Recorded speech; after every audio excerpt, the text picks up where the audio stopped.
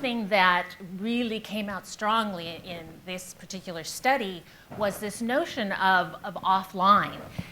When we tried to talk to youth about, well, what do you do when you're not online, when you're not on the computer or your phone? They have no concept of offline. The world has been online. Even the 24-year-old, the internet has been there since they were born. And even the notion of a video is different.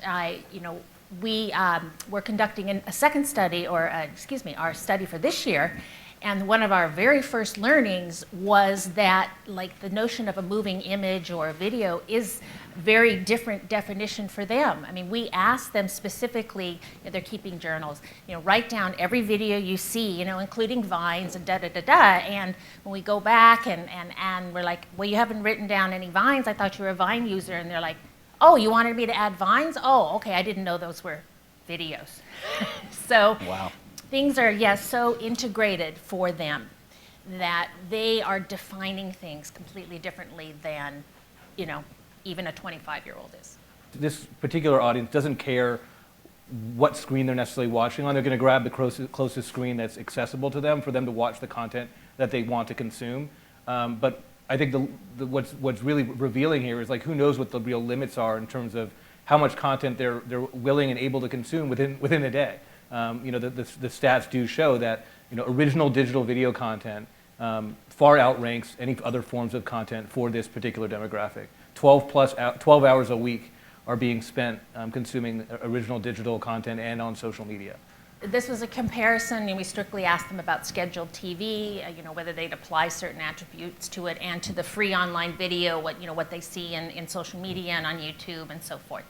And it wasn't surprising to me that with online video, they're saying, oh, well, I can watch it anytime I want, or that, oh, more of them are saying, oh, it has what I want to watch, simply because they can go and search, who knows, millions of hours and find something that they want to watch. For me, what was surprising was that, they're saying it's much easier to relate to. One kid said, oh, we'll see a couple guys doing like some dumb stunt, and and they'll fail, and we'll laugh, and we can totally see ourselves doing that. But we don't have to do it now because they failed, and we know what the end result is. It's one thing to get someone to sit and watch your content, but first of all, you got to actually get them to open it. We asked, what does make you even stop? I mean, one thing we saw was liked or reviewed by a lot of people. People vote basically on what they like, and so people can go and see, oh, a lot of people like that. It might be good, so they'll open it. Second is it's sent by someone I respect. And that had a couple different facets. One was that it was sent by, a friend. But the other aspect of someone I respect was a lot of it was these online personalities. They don't view these people as necessarily separate from them or outside of their own crowd. They view them as one of them. And they respect their opinions, and they will open anything that person sends them.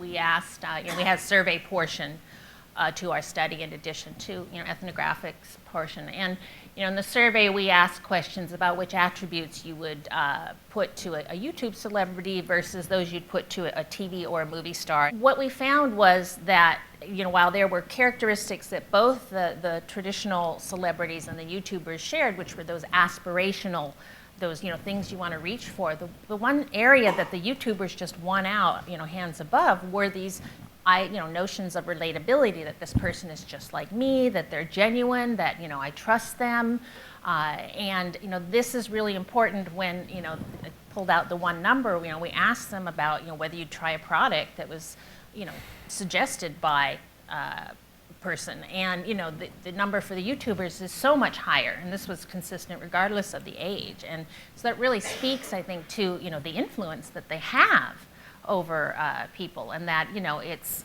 not to be underestimated.